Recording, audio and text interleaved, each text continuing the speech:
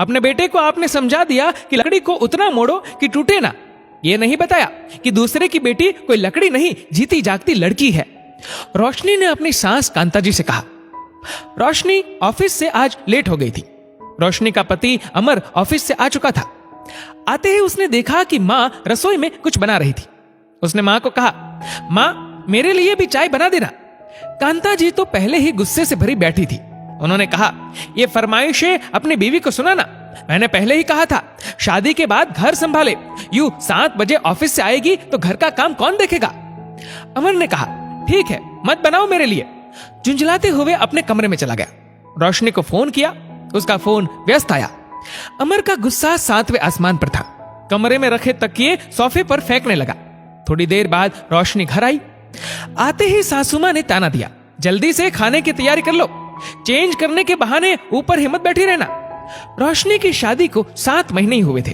7 महीनों में कितनी ही बार उसे इस अपमान का सामना करना पड़ा था। ऊपर गई तो देखा पूरा कमरा फैला हुआ था। अमर रोशनी को देखते ही उसकी तरफ बढ़ा और जोर से हाथ पकड़कर कहा, किसके साथ थी अब तक। रोशनी को इन 7 महीनों में रोज कोई नया ताना मिलता था, फिर भी वो उसको भूलकर अगले दिन फिर काम में लग जाती थी। पर ये शायद उसके सब्र का अंत और आत्मसम्मान पर ठेस थी। रोशनी ने उसका हाथ पीछे हटाते हुए कहा, ट्रैफिक मेरे कंट्रोल में नहीं है। इतना ही शक और फितूर भरा हुआ है तो खुद लेने आ जाया करो। मुझे शौक नहीं है बस में धक्के खाकर आओ और फिर यहां लगी हुई कचहरी में सफाई प्रस्तुत करो। अमर की आवाज सुनकर उसकी मां कांता जी भी ऊपर आ गई। कांता जी ने कहा, इसलिए कहती थी पढ़ी लिखी बहू नहीं चाहिए मुझे, अब मिल गया तुझे चैन।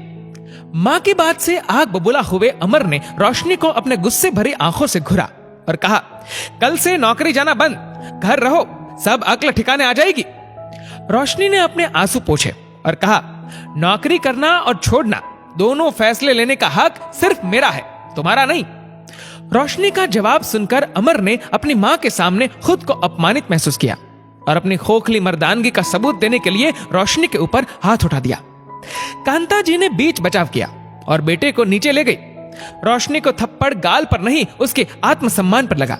नीचे कांता जी ने कहा, तुझे कितनी बार समझाया है, गुस्से में थोड़ा अक्ल से काम लिया कर। ऐसी कानून मारने वाली औरतों को ऐसी मार मारनी चाहिए जो दिखे भी ना, किसी को बता भी ना पाए और दिखा भी। लकड़ी को उतना मोड़ कि टूटे ना और दर्द भी हो। रोशनी अपना सामान बांधकर नीचे आ चुकी थी। कांता जी ने कहा, अरे बेटा कहां जा रही है, इतना तो चलता है मियां बीवी में, तुझे भी तो अपनी जुबान बंद रखनी चाहिए थी ना। अमर फिर चिल्लाकर बोला, जाने दो इसे, मैं भी तो देखूं कौन सा यार रखता है इसको। रोशनी अमर के पास गई और उसे एक जोरदार थप्पड़ जड़ दिया। फिर कांता जी के सामने खड़ी होकर कहा, बहू को जुबान का पाठ पढ़ाने से पहले अपने बेटे को जुबान की तहजीब सिखाओ। अमर थप्पड़ की मार से ज्यादा रोशनी के हौसले से हिल गया। फिर भी खुद को संभालते हुए कमरे से बाहर निकल रहा था तो कांता जी ने रोक लिया।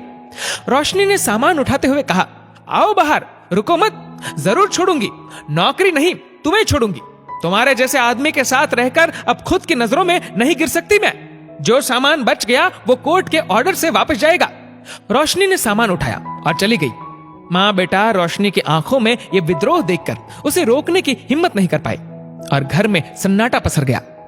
दोस्तों, किसी को इतना भी ना दबाओ कि उसके सहने की सीमा टूट जाए। इस वीडियो को लेकर आपकी क्या राय है नीचे कमेंट करके जरूर बताएगा। और अगर आपको वीडियो अच्छा लगा हो तो इस वीडियो को लाइक करेगा, शेयर करेगा ज्यादा से ज्यादा लोगों तक। और ऐसे ही और भी इंस्पिरेशनल वीडियोस के लिए सब्सक्राइब करें हमारे यूट्यूब चैनल को और फेसबुक पर फॉलो करें हमारे पेज को। धन्यवाद।